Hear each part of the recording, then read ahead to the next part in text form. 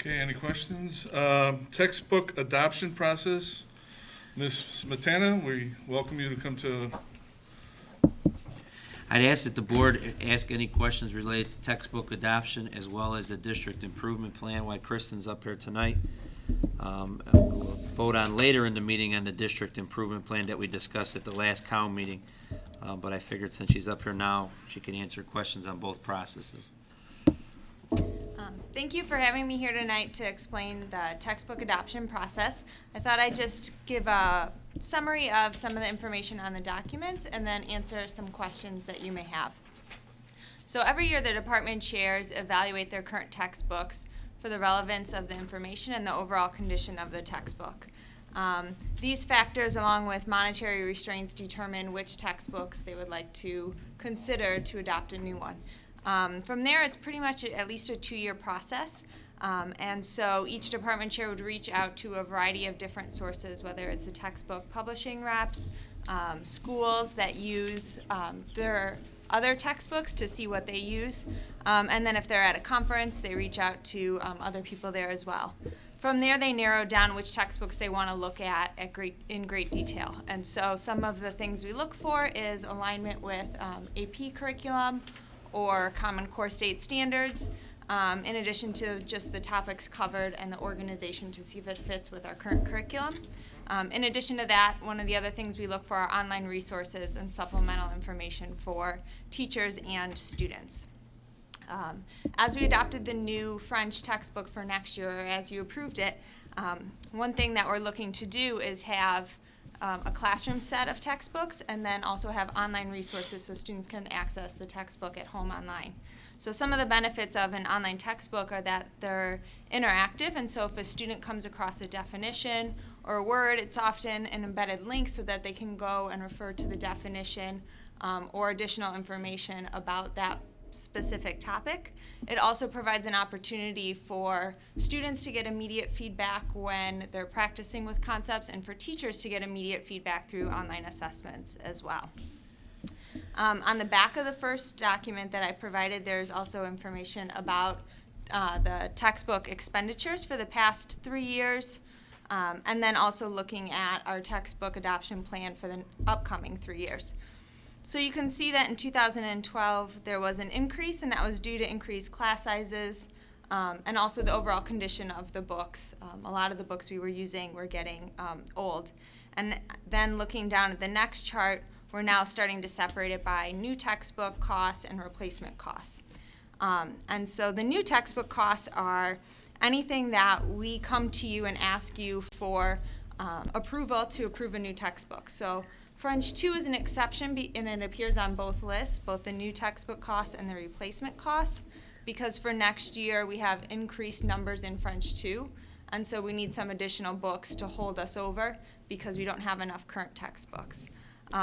So the replacement costs are really current textbooks that we have, and we either need more due to increased enrollment, or we need to rebind them or replace them. And then looking at the 3-year textbook adoption plan in more detail, algebra, we currently don't use a textbook.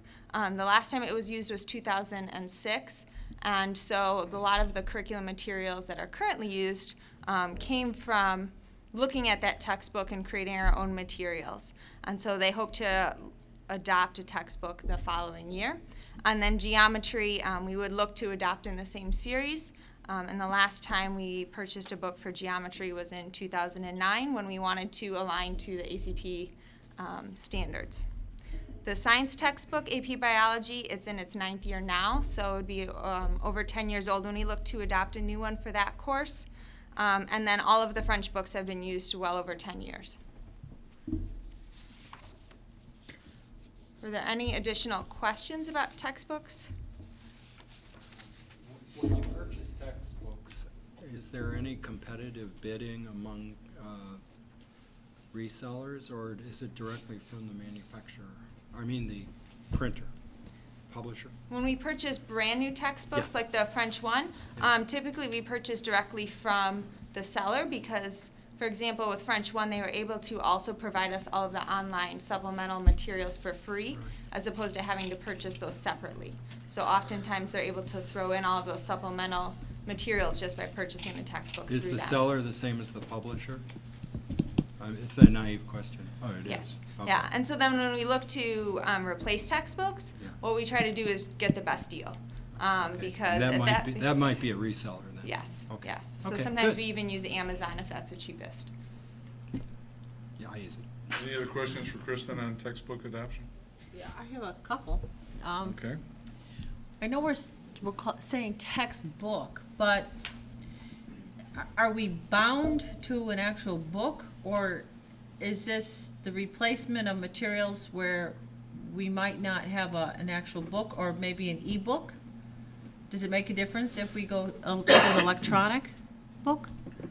These are actual books that we are Yes. replacing, hard. And you're also getting, Right, so that's something, that's why we started to talk about the technology, is because if we're spending anywhere from 16 to 25 or 22,000 a year to replace 7 and 8 and 9-year-old books, would we be better off purchasing ebooks that are updated In real annually? time. And you have digital copies, and maybe you only buy a hard set for classroom projects, or if a student needed a book to take home, instead of buying, full sets.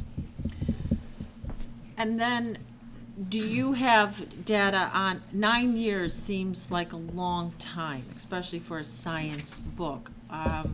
Would we be kind of on the long end compared to other schools or schools that are trying to have a rigorous curriculum in science or mathematics? It seems to me that we've not invested enough resources in our materials here.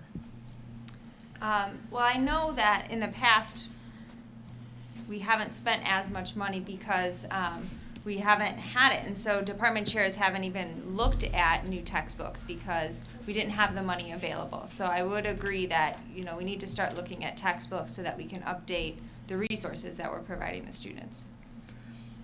As a board member, when we talk about extracurricular activities and clubs, it bothers me that it's not even brought to the board for requests for textbooks when we can't do school without textbooks because of, cost. I think that needs to become part of our conversation. More so, we spend a lot of time on sports and clubs, but we spend very little time on classroom resources.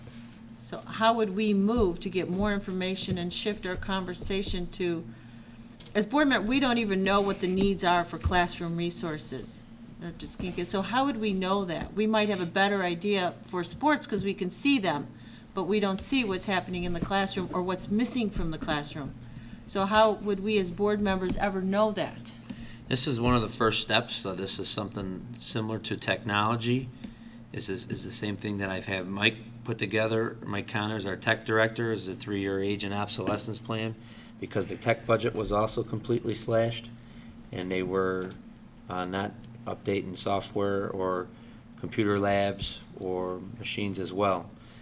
So that's why I asked Kristen to create not only a textbook adoption process for the board, but she's been working with the department chairs on a 3-year plan of just how out of date are our textbooks and what are we spending annually, so that we can start budgeting on a regular basis, either new textbooks, or we start looking more at e-books or going to a digital era. And then the other thing I think we need to start doing is, as we do some of these curriculum proposals, and we have to get the department chairs in front of the board and ask them some questions too on what they need to help meet the goals that we just recently adopted, and what kind of resources they need or interventions they need. That would be another way that we get that in front of the board. So then I'll kick it back to us as a board. How might we operationalize starting to ask good questions about, do we have the necessary resources we have to do the job of teaching the subjects we're meant to teach? Should we maybe include that in an agenda or something so we can start to get information on that? Tim, is this, I see in this handout here, we budgeted 38,000 for $39,000 for textbooks.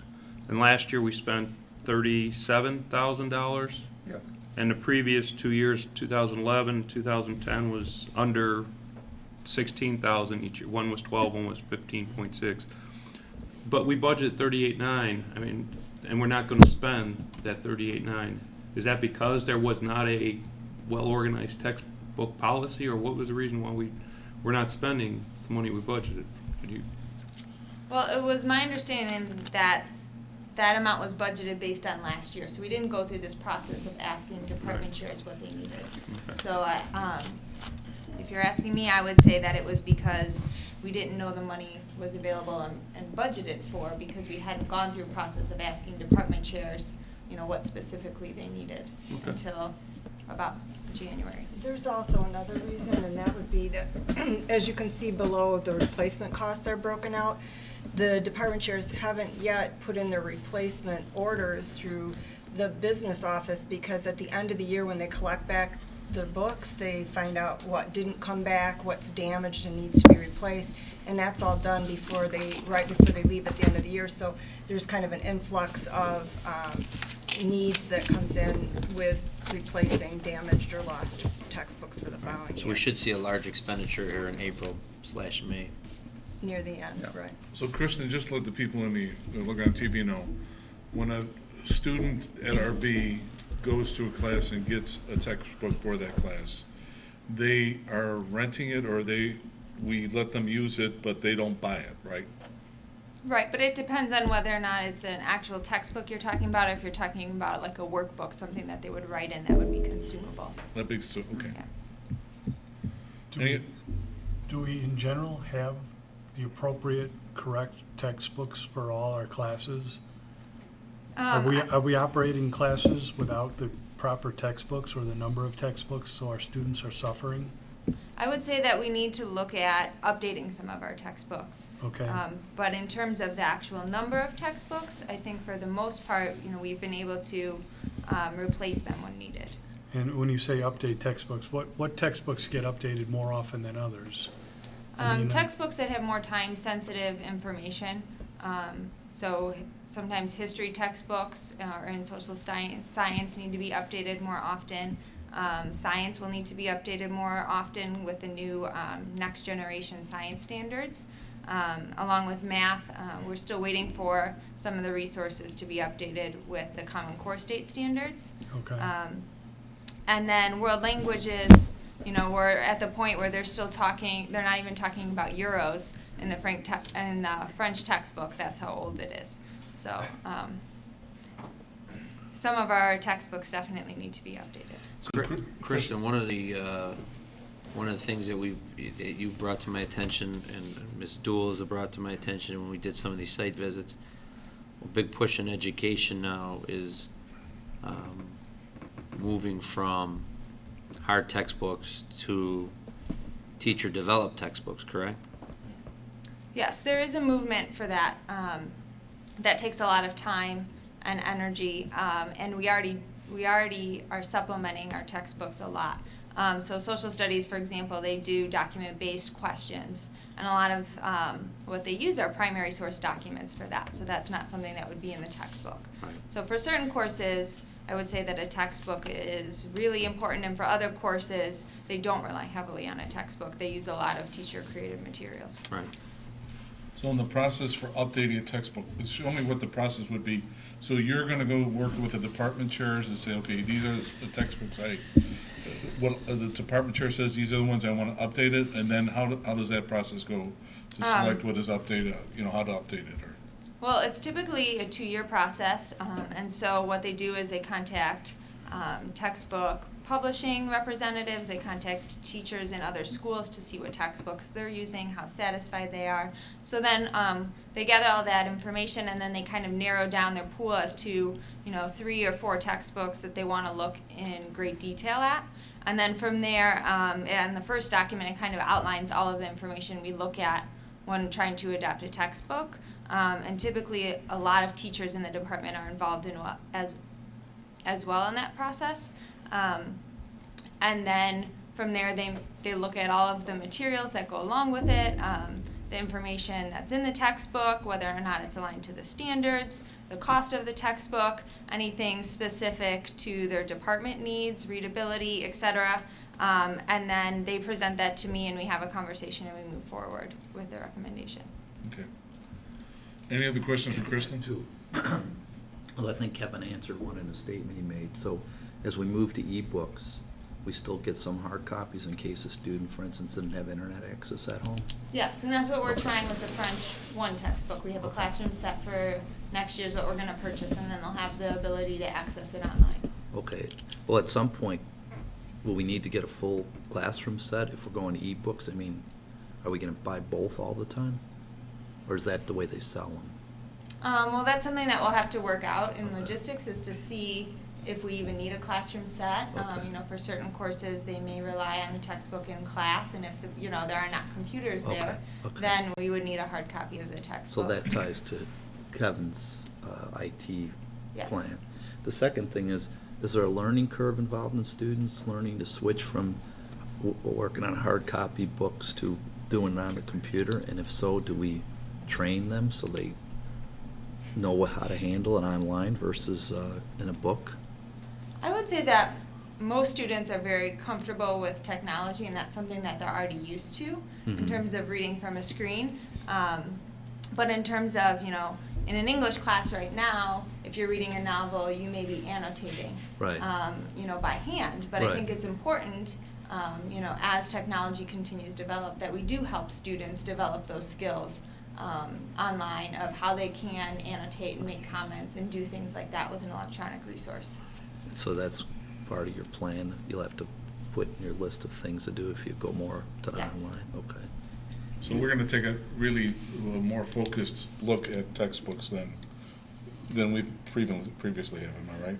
I think we have a 3-year plan here, and then Beautiful. No, I agree. As we continue to, we should parallel this with, as we continue to look at technology and see what we need to do. Well, And that's what we're also looking at with the Common Core, because if the Common Core standards are kind of being set, we might be able to find more online resources or resources where we don't have to dive into making large purchases in textbooks. Good. I have a question, and Kristen, please be honest with us. At the board, don't be afraid to, tell us candidly, because this is your opportunity.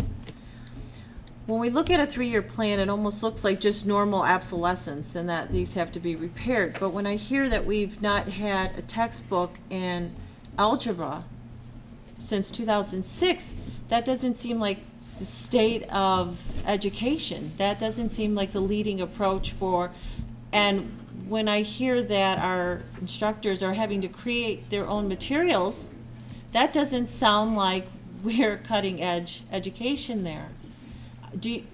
We have a need in this area, it seems to me.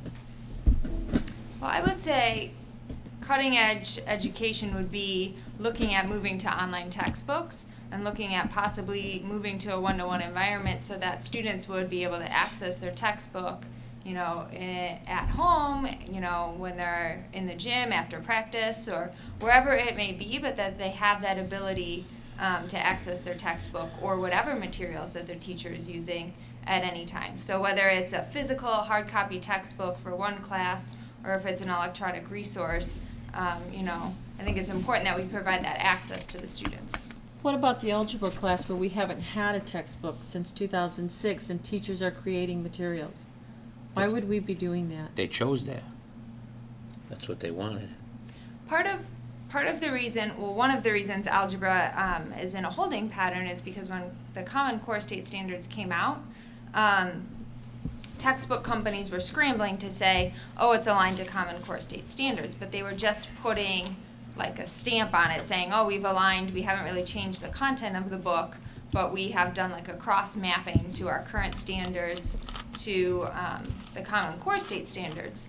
But now we're starting to notice with the textbook one of the textbooks that we're looking at is they're really changing the content and they're changing the approach.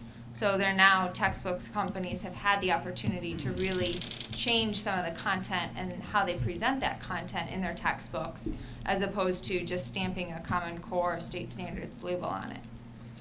So as our principal of curriculum, would it be your advice as a professional in this area that we start looking towards putting more resources in this area? Yes, and I think the 3-year plan is a good start. It gave the department chairs an opportunity to go back to their departments and talk about what their needs are and what they'd like to do in the future. And so I think if we continue that, we'd be able to revisit those things on a regular basis. Hey, any other questions for Kristen? I do. Let's see. Textbook expenditures, that page. What page? The replacement What cost. page you at then? Well, seven out of 1 out of 7. Okay. Okay. Replacement costs. I mean, you really didn't spread that out in the prior years, did you? No, it was all lumped together in one So number. how do we know this replacement cost is reasonable? I mean, is this sort of like a wish list, or the books are beat up, or what? People stealing them? What's the deal? It's our best estimate of the textbooks that we need for next year. So some of the textbooks need to be rebound because they're old. Others can't be rebound, so we need to purchase new ones. And then for a few of the textbooks, it's due to increased class sizes, or we're having, an extra section of AP Lang and Comp, for example. So we would need another teacher to have a set of classroom textbooks. Something along those lines. All right, any other questions? If a student, for whatever need they have, needs a textbook, we're gonna provide that to them, even if we're an online textbook class? If they have a learning need to get a physical textbook, like maybe they don't have internet at home? I would assume we would make some sort of accommodation for that student, so they had the same opportunity as other students. Thank you. Plus, there's other problems too. My oldest daughter had it, where she couldn't carry a lot of books, so she had a textbook at home, but also a textbook in the classroom too. So that there are situations where that happens too. The 100-pound backpack problem. No, yeah, it was that, so. All right. I'll just Maybe it's say, a question for Tim, but this just shows the expenditures, right? We do charge students when they don't return books or they destroy them, right? So this is the expense. There is some offsetting revenue if people aren't turning their books back in or wrecking them, right? Student fees. Thank you. I'll just say, as a parent, all 4 of my children have gone to a private elementary school. And the one thing that I did look for was, and then the 3 graduated from RB, and they did well coming in RB, and what I looked for was how recent the textbooks were. That was key in my selection of their school. So I imagine other parents who are looking to move into a neighborhood, that may be something that they're looking at, what are the resources in our school?